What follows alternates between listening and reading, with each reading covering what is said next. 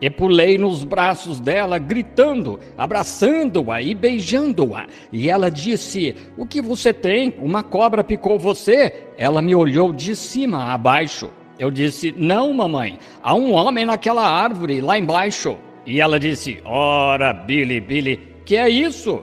E ela disse: "Você parou e deu uma dormida?" Eu disse: "Não, senhora. Há um homem naquela árvore e ele me disse que não bebesse e não fumasse, beber uísque e coisas assim. E eu estava carregando água a um alambique clandestino naquela mesma hora. E ele disse: nunca beba, nem corrompa seu corpo em maneira alguma. Isso é ser imoral, você sabe. E meu filho, moços com mulheres, e que eu saiba, nem uma vez fui culpado de tal. O Senhor me ajudou nessas coisas, e à medida que eu continuar, você vai descobrir. Assim, então, não beba, nem fume, nem corrompa seu corpo, porque haverá uma obra para você fazer quando tiver mais idade. Pois eu disse isso à mamãe e ela riu de mim. E eu estava histérico. Ela chamou o médico e o médico disse: "Pois ele só está nervoso, só isso." Assim, ela me pôs na cama. Eu nunca, desde aquele dia até hoje, nunca passei por aquela árvore outra vez. Eu tinha medo. Descia pelo outro lado da horta porque eu achava que havia um homem naquela árvore e ele estava falando comigo, vozeirão que falou. E então, mais ou menos um mês depois disso, eu estava jogando bola de gude com meus irmãozinhos no pátio da frente e subitamente senti algo estranho vir sobre mim. E parei e me sentei ao lado de uma árvore. E estávamos bem em cima, na margem do rio Ohio. E olhei para baixo, em direção a Jeffersonville, e vi uma ponte levantar-se e atravessar o rio, passar sobre o rio. E vi 16 homens, eu os contei, que caíram daí e perderam suas vidas naquela ponte. Corri para dentro bem depressa e contei para minha mãe, e ela pensou que eu tivesse dormido. Mas não esqueceram, e 22 anos desde aquele tempo, a ponte municipal agora, que muitos de vocês atravessam quando passam aí, atravessou o rio naquele mesmo lugar.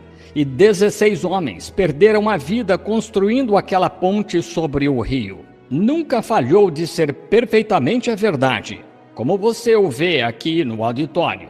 Tem sido sempre assim. Agora, pensaram que eu fosse apenas nervoso, o que eu sou uma pessoa nervosa, é verdade.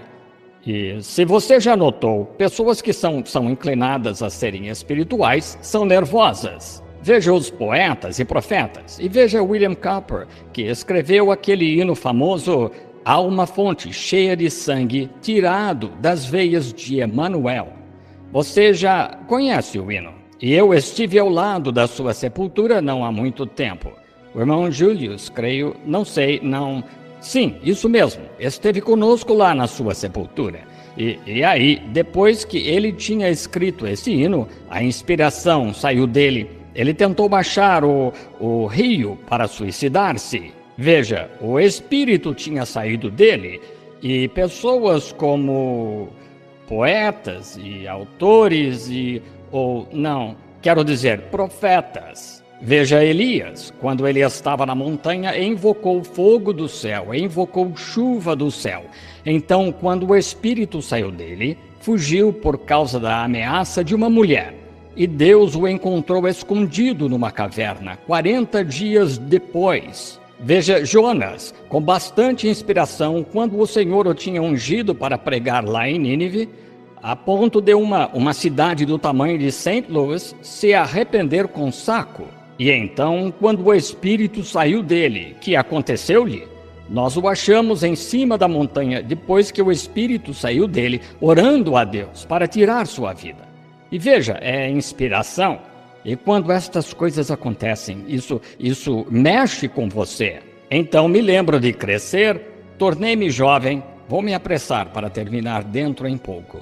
Quando me tornei moço, tinha ideias como todos os jovens. Eu, estudando, encontrei aquelas mocinhas, sabe, eu era muito tímido, você sabe, e eu finalmente consegui uma namoradinha. E como todos os mocinhos de mais ou menos 15 anos, creio. E assim, ela era bonita. Que coisa! Ela tinha olhos de pomba e tinha dentes como pérolas e pescoço de cisne, e ela era muito bonita. E outro mocinho, éramos colegas, assim, ele conseguiu o velho Ford modelo T do seu pai e conseguimos um encontro com nossas moças e íamos levá-las para passear. Tínhamos o bastante para comprar 8 litros de gasolina, tínhamos que levantar a roda de trás para dar partida com a manivela. Não sei se você se lembra disso ou não, sabe, usar a manivela, mas nós estávamos indo muito bem. E então eu tinha umas moedas de 5 centavos no bolso e paramos num lugarzinho e compramos. Você podia comprar sanduíche de presunto por 5 centavos. E assim, eu estava rico, eu podia comprar 4, entende? E depois que tínhamos comido os sanduíches e bebido as Coca-Colas, fui levar as garrafas de volta e, para a minha surpresa, quando vim, as mulheres tinham começado a cair da graça naquele tempo, ou da feminilidade. Minha pombinha estava fumando cigarro, pois sempre tive minha opinião sobre uma mulher que teria coragem de fumar um cigarro. E não mudei nem um pouco desde aquele tempo. Isso mesmo, é a coisa mais baixa que ela pode fazer. E é exatamente isso. E eu pensei que agora a companhia de cigarros poderia vir atrás de mim por causa disto, mas digo que não passa de uma proeza do diabo. É o maior matador e sabotagem que esta nação tem. Preferiria que meu filho fosse bêbado que fumante. É a verdade. Preferiria ver minha esposa caída no chão, bêbada, que vê-la com um cigarro. É assim que... Agora, este Espírito de Deus que está comigo, se esse é o Espírito de Deus, como você poderia perguntar, você, fumando cigarros, tem uma chance escassa quando chegar lá, porque isso só cada vez você nota na plataforma como ele condena isso, e é uma coisa horrível. Mantenha-se longe disso. Senhoras, se são culpadas disso, por favor, em nome de Cristo, afastem-se disso. Isso as arruína, isso matará vocês, isso é um vagão cheio de câncer. Os médicos tentam advertir-lhe. E então, como podem vender esse negócio para você? Se você fosse à farmácia e dissesse, quero comprar 50 centavos de câncer, ora, viriam fechar suas portas. Mas quando você compra 50 centavos de cigarros, você está comprando a mesma coisa. Médicos assim dizem. Oh, esta nação louca por dinheiro é uma pena, é um matador.